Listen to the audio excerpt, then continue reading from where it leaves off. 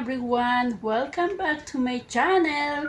So for today's video, magluluto lang tayo ng quick and easy recipe. So ayan guys, samahan nyo akong magluto ng creamy dory. Meron tayong dalawang creamy dory. Meron tayong ayan, butter, black pepper, sea salt, at syempre ang ating gagamitin ang Doña Elena olive oil, extra virgin coconut oil. Ayan, syempre meron din tayong kefir and sliced olive. So ayan, at meron na rin tayong binating itlog at meron din tayong flour. So ayan guys, ano pang gagawin natin? Umpisahan na natin ang ating pagluluto. Syempre, black pepper. Yan guys, alam nyo ba at ising lutuin at favorite ng mga kids nyo yan. Try nyo na guys. Ayan, meron na rin sa kabila at meron na rin sa kabila. So mag-a-add na lang tayo ng salt. Konting salt. Ayan, wag po masyadong marami at maalat na po ang ating creamy dory. So ayan, little bit lang siya guys. Okay. Tayo ng, ayan, imas muna natin ang ating binating itlog. So ayan, ibabaligtad natin. Ayan, diba guys, quick and easy recipe. Siyempre, ang gagamitin nating panggisa ay Doña Elena virgin coconut oil. So ayan. At maglagay muna tayo ng olive oil. Natin ang ating garlic para magka-aroma ang ating fish fillet.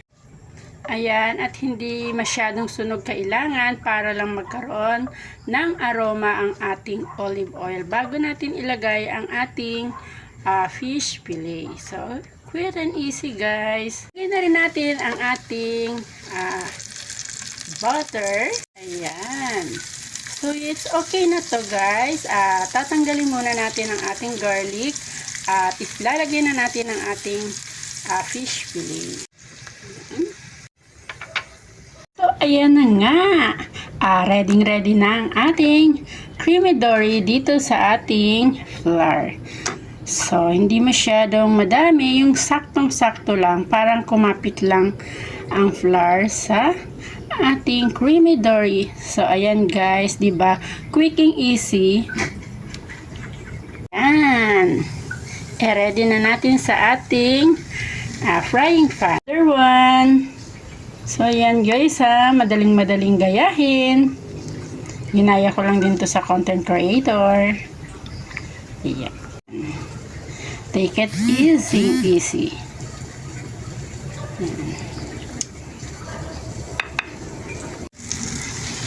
Ayan. Kailangan guys ay mahinang apoy lamang po para hindi mausunog ang ating piniprito. Yan na nga guys, check natin ang kabilang side kung okay na nga ba, kung luto na nga ba. Okay. Hindi natin mabaligtad. Dito naman sa kabilang side. Ayan. Mukhang okay na siya. Ayan. Diba? Sabi ko sa inyo guys, quick and easy recipe. Yan guys, ang ganda ng pagkaluto niya. Kailangan po ang pagluto natin ay mahinang apoy lamang po. Kasi napakadali lang pong lutuin ang fish fillet. Add naman tayo uli ng Doña Elena olive oil. Ayan. Ilagay na natin ang ating garlic. Na rin natin ang ating olive oil Doña Elena. So, ayan So, mix muna natin. Ayan guys, sobrang bango na, diba? I told you, quick and easy recipe. Ating ilalagay ay Doña Elena kefir. Ayan. Super yummy na to guys. At maya ready na nating i-serve.